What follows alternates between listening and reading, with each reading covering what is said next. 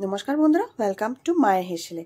আজকে আবার একটা নতুন রেসিপি নিয়ে এসেছি, গাং মৌরলার ভাজা। আমি এটা প্রথমবার ট্রাই করছি।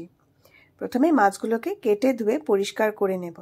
তার উপরেতে আমরা দিয়ে দেবো একটু নুন, হলুদ গুঁড়ো আর লঙ্কার গুঁড়ো, আর তার সাথে 1 চামচ সর্ষের তেল দিয়ে ভালো করে আমরা মাছের এপিঠ ওপিঠ মাখিয়ে নেব।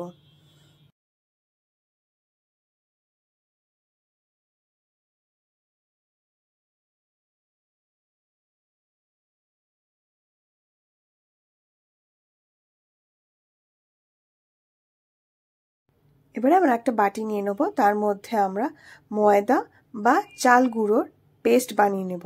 তার মধ্যে দিয়ে দেব একটু নুন।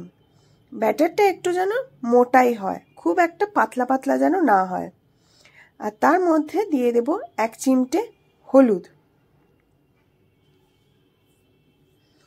আর একটুখানি লঙ্কার গুঁড়ো বা লঙ্কার পেস্ট দিয়ে ভালো করে ব্যাটারটাকে ফেটিয়ে নেব।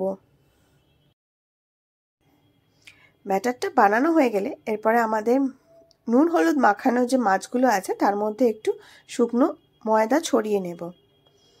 এরপরে আমরা একটা পরিষ্কার কড়াই নিয়ে নেব, তার মধ্যে সাদা তেল দিয়ে দেব। তেলটা একটু বেশি লাগবে কারণ মাছগুলো ডিপ ফ্রাই হবে। এবারে তেলটা আমরা গরম করতে দিয়ে দেব। সেই সময়তে আমরা মাছগুলো এক এক করে নিয়ে ব্যাটারের মধ্যে ভালো করে ডিপ করে এপাশ ওপাশ ভালো করে ব্যাটারটা লাগিয়ে নেব। এবারে তেলটা গরম হয়ে গেলে এক এক করে আমরা মাছগুলো ছেড়ে দেব। দুদিকটাই আমরা ভালো করে মাছটাকে ফ্রাই করে নেব। প্রথমে একটু হাই ফ্লেমে থাকবে, তারপরে একটু লো ফ্লেম টু মিডিয়াম ফ্লেম করে আমরা মাছটাকে এক এক করে ভেজে নেব।